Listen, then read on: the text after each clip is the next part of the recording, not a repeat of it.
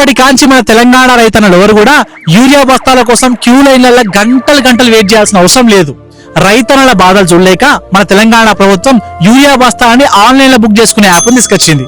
ఏదైతే phone number pattadar passbook లింకే ఉన్నదో ఆ నెంబర్ తోటి నమోదు చేసుకోవాల్సి ఉంటది. అప్పుడు రైతుకు ఓటీపీ వస్తుంది. ఆ ఓటీపీని ఎంటర్ చేసిన తర్వాత రైతు సంబంధించిన జిల్లా కనిపిస్తుంది. అయితే జిల్లాను చూజ్ చేసుకున్న తర్వాత రైతుకి 3 ఆప్షన్లు కనిపిస్తాయి. పట్టదారు పాస్బుక్ రైతులు, నాన్ పట్టదారు రైతులు, కౌలు రైతులు. పట్టాదారు రైతులు ఏం చేయాలంటే వారి యొక్క పట్టదారు పాస్బుక్ నెంబర్ ఎంటర్ చేసిన తర్వాత ఓటీపీ వస్తుంది. ఓటీపీ కనుక రాకపోతే మీ దగ్గరలో ఉండే ఏఈఓ గారిని సంప్రదించండి. ఓటీపీ ఎంటర్ చేసిన తర్వాత రైతు సంబంధించిన డీటెయిల్స్ మొత్తం వస్తాయి. అంటే రైతుకు ఎంత భూమి ఉంది అనేది మొత్తం చూపిస్తుంది.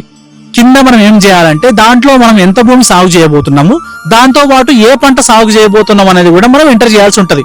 ఎప్పుడైతే అది మనం ఎంటర్ చేస్తామో ఎంటర్ చేసినాక పంటను బట్టి ఎన్ని యూరియా బస్తాలు రైతుకి వస్తాయి అనేది కూడా అక్కడ చూపిస్తుంది.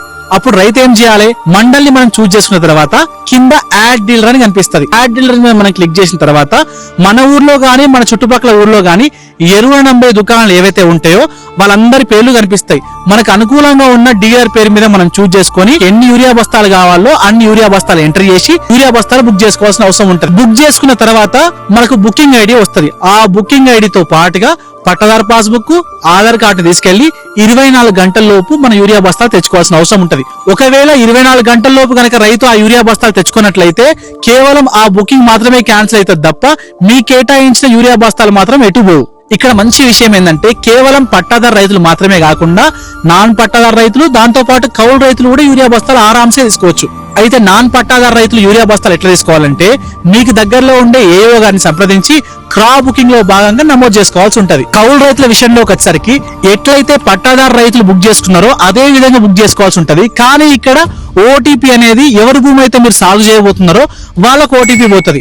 సీజన్ మొత్తంలో ఒక్కసారి వాళ్ళ దగ్గర నుంచి ఓటీపీ తెచ్చుకుంటే మళ్ళీ వాళ్ళని అడగాల్సిన అవసరం ఉండదు. యాప్ యొక్క లింక్ కోసం కామెంట్ సెక్షన్ లో ఫార్మర్ అని కామెంట్ చేసి తెలంగాణలో ఉండే ప్రతి రైతన్నకి ఈ వీడియో షేర్ చేయండి.